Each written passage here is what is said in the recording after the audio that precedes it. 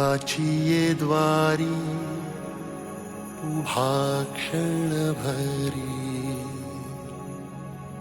तेणे मुक्तिचारी साधियेल्या.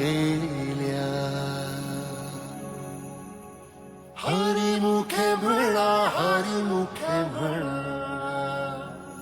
पुण्याची गणना कोण करी.